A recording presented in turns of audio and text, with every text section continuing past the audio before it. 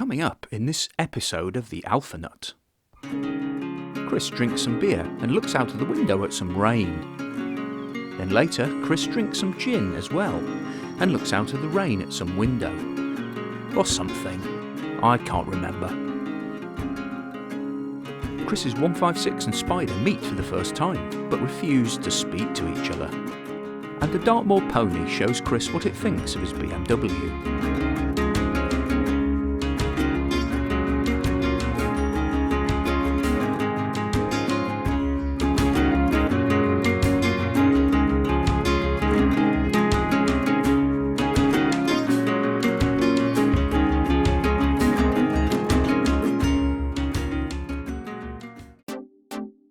Hi everyone, this is Chris the Alfa Nut here with an update on everything that's wrong with my supposedly fixed 156.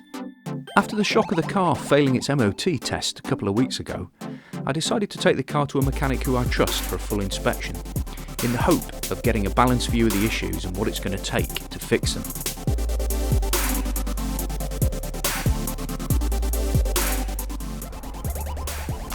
Okay, so it's finally the weekend and the weather's sunny. Yeah, we've been having some terrible weather in the UK. If you don't live in the UK, it can be very difficult to make plans. If you fancy a barbecue at the weekend, good luck with that.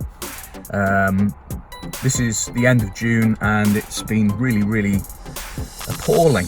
That's the only word for it. The weather's been terrible. It's been rainy, wet, cold, cloudy, miserable, and today it's going to be hot. So I'm taking the opportunity to drive the 156 down to my friend's garage, where he's going to put it up on the ramp, and we're going to have a look at what the MOT tester says is wrong with it. So let's go.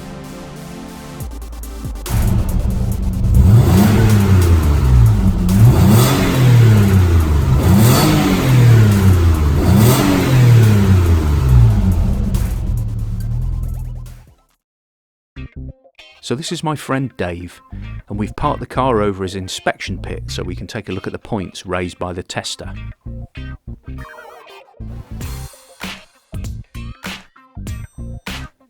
At the rear of the car, up inside the near side suspension turret, there are some flat thin pieces of steel, which are there mostly to give the wheel arch liners some shape, to be honest. But unfortunately, as they are within 30 centimetres of the suspension mount, the fact that they are rusty also means a fail.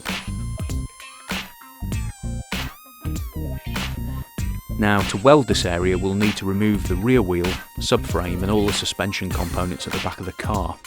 This will be the biggest job, but we'll also take the opportunity to replace a section of corroded brake line which runs up under the fuel tank, very handy, and also sort out the rusty fuel tank straps at the same time. The problem areas are the two front lower ball joints, which will need to be replaced, typical Alfa Romeo suspension issues, as it's well known that these complicated suspension arrangements seem to be made of chocolate, and they only last for a short time. Also, a slightly more awkward problem is the subframe mounting area being excessively corroded. Now, it's in the front inner wheel arch and the floor pan, and this is a very common area for rust on a 156, and the other side was welded and fixed last year. I had been told that the other side did not need to be done. Huh. Oh, that's what it is. It's up there, look. Right in there, look. You come here from my angle, look. There, look.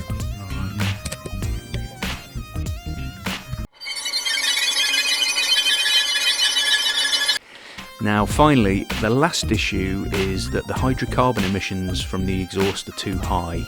I put this down to the catalyst being damaged by an intermittent misfire that the car had. Now, unburnt fuel in the exhaust gases will increase the temperature inside the cat, and that oxidises the platinum catalyst, stopping the cat from working. Okay, so it's not great, but at least we have a plan of action now. So to cheer myself up, I decided to get to work on cleaning up some of the GTV engine parts. So this is the kind of job that nobody really wants to do. Cleaning nasty old oil off heads with a brush. Lovely. And carburetor cleaner. Here's one I did earlier. And this is what we've got to get off. Yeah.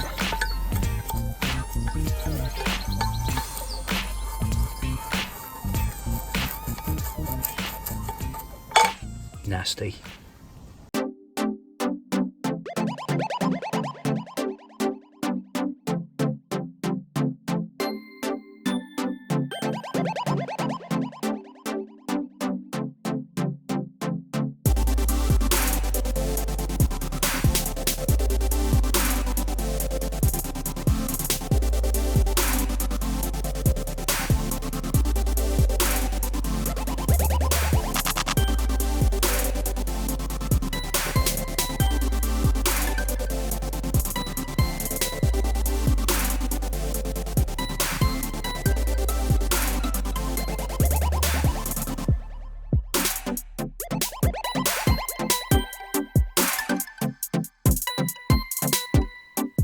That looks better, and Gary and I are going to do some more work on the GTV engine rebuild very soon.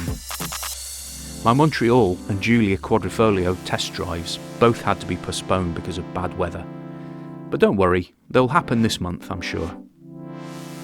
So thanks very much for watching, and please don't forget to like and subscribe to my channel, and if you have any questions or you'd like to suggest a car or a topic for a future video, then please feel free to leave me a comment below. Cheers!